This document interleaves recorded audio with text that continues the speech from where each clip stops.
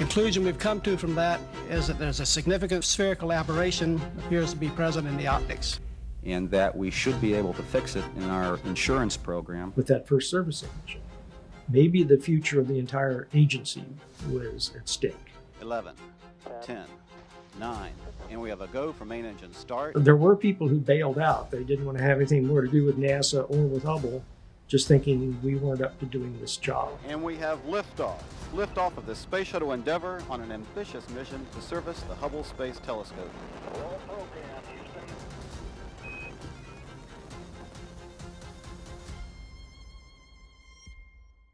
Hubble and the Space Shuttle were blood brothers from the very beginning. The shuttle was designed and built to launch and service Hubble Space Telescope, and Hubble was designed to fit into the payload bay of the Space Shuttle. And all of those interactions that led to that commonality between the two took place in the early 1970s.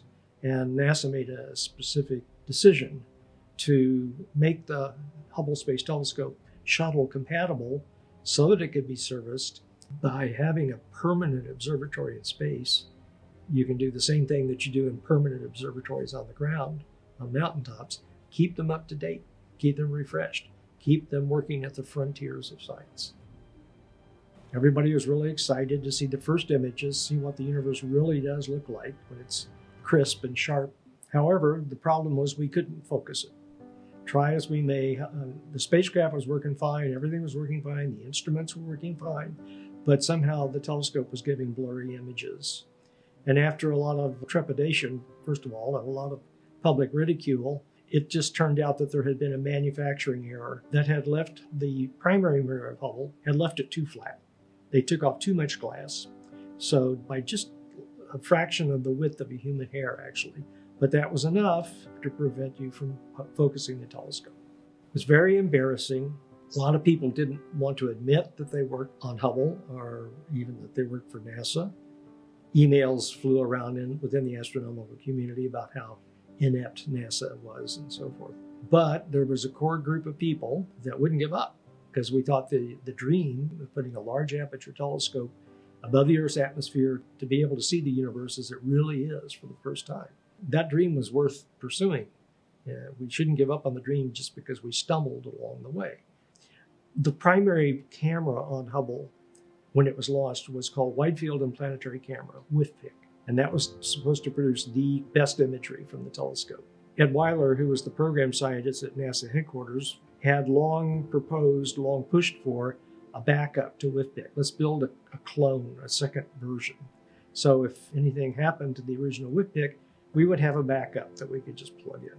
So WFPIC 2 was in the process of being built at the time Hubble was originally launched. Well, all you got to do is regrind those mirrors to correct for spherical aberration, put them at their original location, and they will image the pupil, that is the picture of the primary mirror, they'll image that and correct it. So by the time the light gets back to your light sensors, the sensors will never know there was spherical aberration. It'll be a perfectly focused image. That's well and good, but we got to correct all the instruments, 5 scientific instruments on board Hubble. It's not good enough just to correct one. We've got to do all of Hubble science. They came up with a device called COSTAR, Corrective Optic Space Telescope Axial Replacement. The COSTAR had a deployable axle with a motor. You could deploy it out, and it would have on it pairs of little mirrors. The largest was about the size of a quarter. And these could individually correct spherical aberration in the beam of the telescope before the light went into the remaining 3 axial instruments. We had the means now in hand to correct the spherical aberration. And because Hubble could be serviced, this wasn't a problem. This was not a failure in the end. It was a brilliant NASA success. I was a part of the Hubble project management team. So I spent the entire servicing mission on duty, about 12-hour shifts each day. If anything went wrong, and certainly some things did go wrong, there were contingencies that arose. The management and engineering staff that was together there at Johnson, we needed to figure out what to do and what the level of risk versus gain was. We monitored what the astronauts were doing moment by moment during their spacewalks out into the payload bay of the shuttle.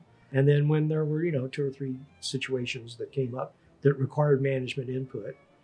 I was the scientist part of that team, and my job really was just to keep everybody scientifically honest. Let's do the right thing to maximize the science that we're hoping to get. Right now it's looking very, very good that we've accomplished all we needed to accomplish for the optical correction of HST. And that's good news for astronomy.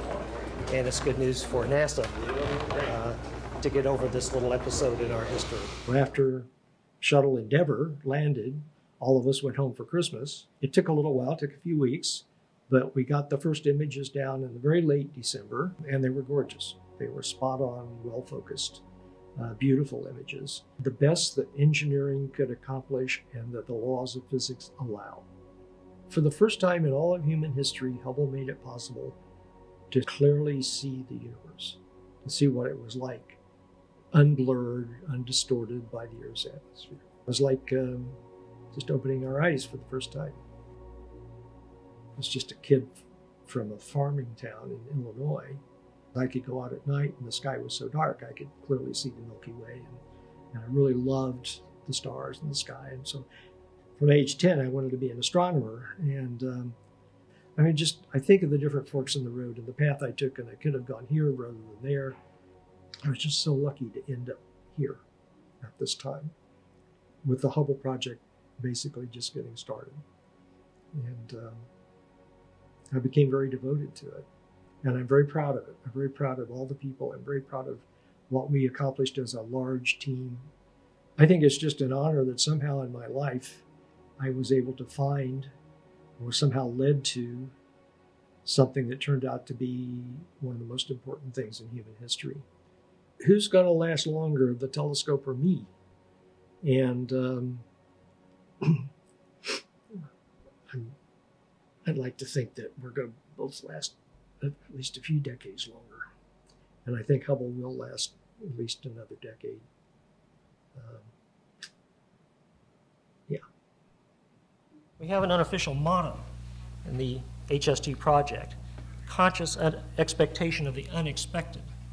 And I believe it's a very apt motto.